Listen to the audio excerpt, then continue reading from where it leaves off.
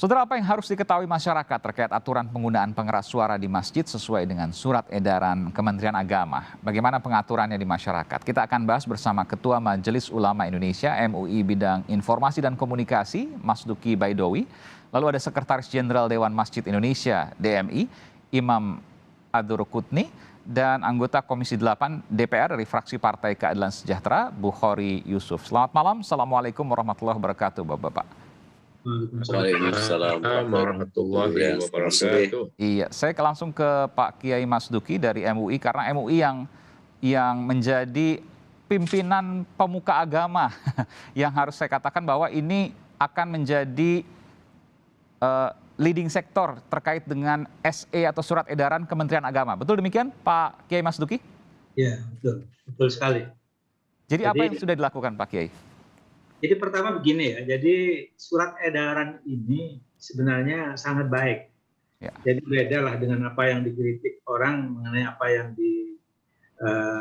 ditegaskan oleh Gus Yakut. Saya kira itu mungkin hanya persoalan komunikasi aja. Iya, yang soal membandingkan itu ya, memang. Betul, soal perbandingan itu saya kira ya. Gus Yakut sebagai menteri tidak bermaksud seperti itu. Maksud dia mungkin baik ya, cuma mungkin analoginya saja yang mungkin dipermasalahkan oleh teman-teman. Tapi saya kira kita lebih pada substansinya, seperti apa maksud beliau, saya kira sangat baik. Kenapa? Karena apa yang dikeluarkan sebagai surat edaran itu sejalan ya dengan hasil ijtima ulama Komisi Fatwa Majelis Ulama Indonesia pada tahun 2021. Yang intinya itu bahwa bagaimana agar persoalan-persoalan yang berhubungan dengan kita beribadah, terutama kalau di musola dan masjid itu memang ada dimensi yang disebut dengan dimensi syiar. Dimensi syiar itu ya di mana kita azan ya harus didengar orang, karena memang syiarnya agama seperti itu. Bagian dari rangkaian ibadah. Rangkaian ibadah. Oleh karena itu sebenarnya dalam ijtima ulama itu sudah ditegaskan bagaimana agar itu diatur sedemikian rupa agar menjadi nyaman pada semua orang, tapi ibadah tetap berlangsung dengan baik. Itulah sebabnya maka secara teknis kalau kita lihat itu kan sudah bagus surat edaran itu. Ada suara pengeras suara yang sifatnya terbuka dan ada kapan mesti tertutup. Itu yang pertama. Yang kedua sebenarnya yang perlu kita hayati bersama adalah bahwa tidak semua surat edaran itu berlaku secara umum sebenarnya, tapi tergantung konteksnya. Saya kira kalau di kota-kota besar yang majemuk mungkin seperti itu, tapi kalau di daerah-daerah yang homogen, masyarakatnya masyarakat Muslim, itu sudah terbiasa seperti itu, nggak perlu aturan itu. Oke. Dengan demikian maka itu saya kira tidak perlu diberlakukan secara umum, gitu ya. Tapi kalau daerah-daerah tertentu yang memang misalnya kayak di Jakarta, dan memang ada orang yang sangat heterogen, hal-hal seperti itu perlu diatur. Tapi yang terpenting adalah bagaimana menyosialisasikan ini. Jadi tapi batasan nanti gimana Pak Kiai? Kan di surat edaran jelas tidak ada pembatasan, betul ya? Ya, saya kira memang sosialisasinya sebenarnya yang paling penting. Artinya begini, daerah mana yang boleh, daerah mana yang tidak, kan itu tidak diatur dalam surat edaran. Betul. Oleh karena itu sebenarnya itu mungkin lebih teknis nanti di dalam tingkat sosialisasinya itu penting untuk dilakukan seperti itu. Karena kalau di daerah-daerah yang memang misalnya kalau di daerah pedesaan yang rata-rata sudah seperti itu justru menjadi sangat penting mereka melakukan itu selama ini. Tapi kalau di daerah-daerah baru yang memang banyak masyarakat baru, lalu kemudian kita perlu harmoni sosial itu penting dijaga, pengaturan-pengaturan seperti itu saya kira sangat penting. Karena ada pendapat begini juga Pak Kiai, sebelum misalnya di tempat yang tadi Pak Kiai katakan misalnya di wilayah-wilayah perkotaan yang dulunya mungkin pedesaan, taruhlah misalnya di beberapa wilayah di sekitar Jakarta, misalnya Serpong, yang kemarin kemudian sempat ada kejadian di wilayah Serpong, mungkin Pak Kiai juga ingat ya. Nah, ini kemudian muncul narasi yang mengatakan bahwa kan sudah ada lebih dahulu musola atau masjid ini dibanding kemudian dengan perumahan klaster, sehingga ini merupakan sebuah hal yang harus dihormati oleh perumahan klaster. Bagaimana Pak Kiai menanggapi ini? Saya kira kalau yang seperti itu ya kan memang tidak terlalu harus dipersoalkan ya terhadap sebuah surau atau masjid atau musola yang memang sudah ada jauh sebelumnya. tetapi kan yang penting itu kesepakatan-kesepakatan yang perlu diambil dengan lingkungan setempat.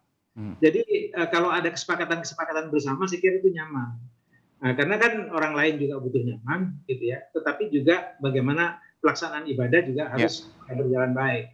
Jalan tengahnya justru di surat edaran ini sangat bagus. Maka ada suara tertutup, suara keras yang sifatnya terbuka dan ada yang sifatnya ke dalam.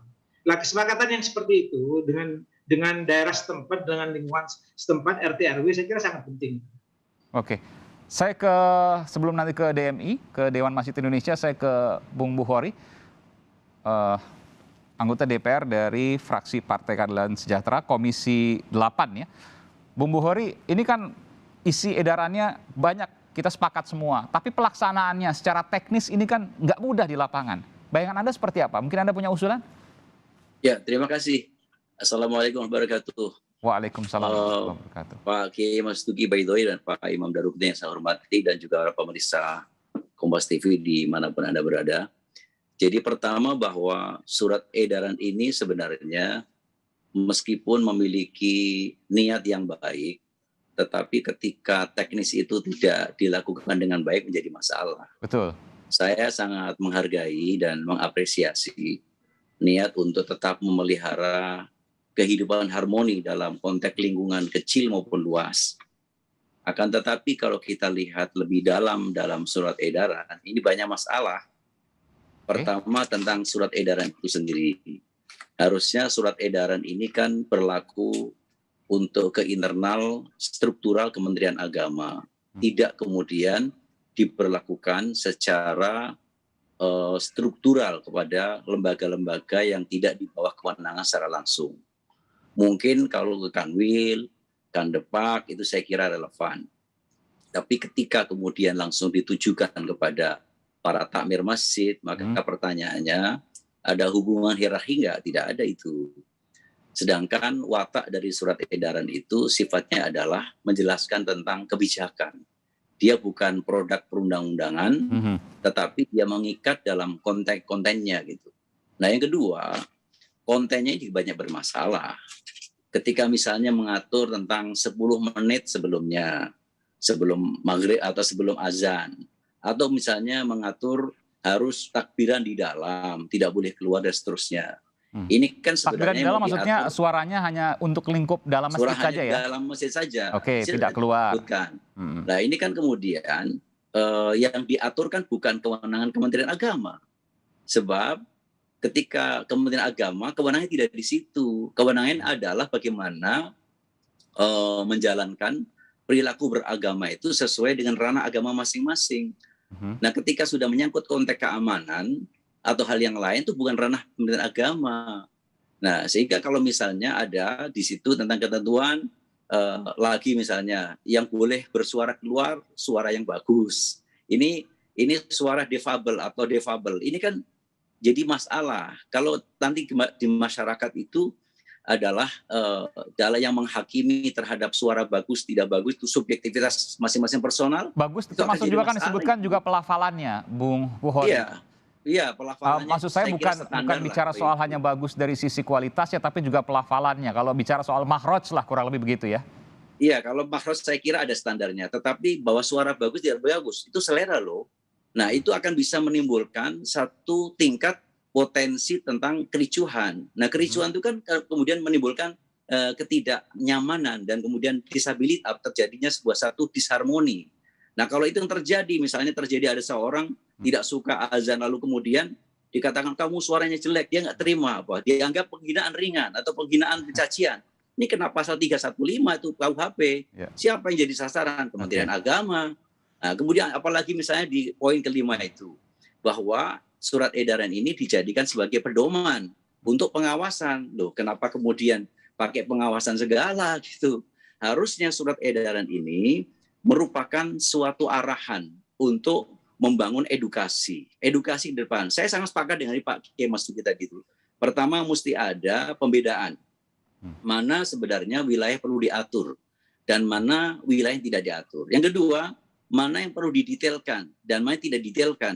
Tidak harus semuanya. Makanya menurut saya setuju bahwa wilayah untuk mendetailkan itu bukan di wilayah kementerian, tapi siapa? Masyarakat.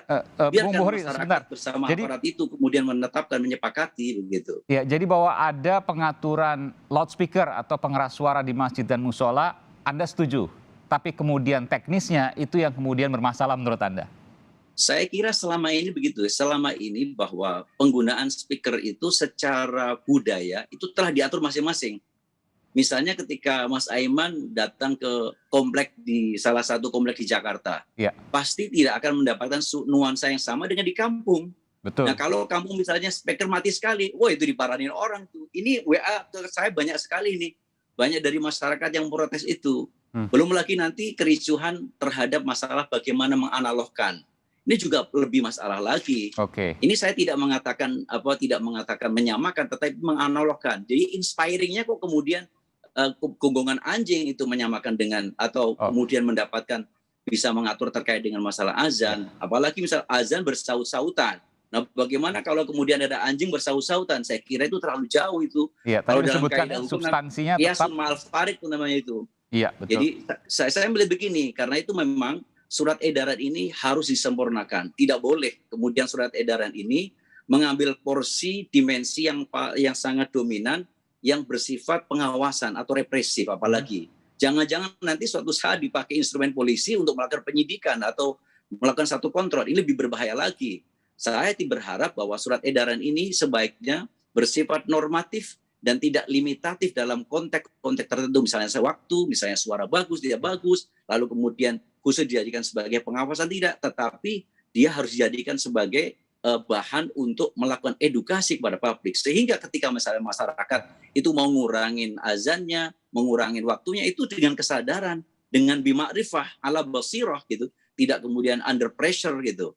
Dan kalau kita perhatikan tujuan dari surat edaran ini dalam rangka memelihara dan menciptakan harmoni. Tapi dengan adanya surat edaran sudah menimbulkan adanya disharmoni di masyarakat. Ini kontraproduktif. Baik. Nah itu saya kira pandangan itu yang menarik, penting. nanti kita akan bicara. Tapi bahwa ini ada isinya didukung, iya, tapi caranya bukan kemudian untuk melakukan pengawasan, tapi berupa himbauan. Yang saya dukung niatnya, dan edukasi.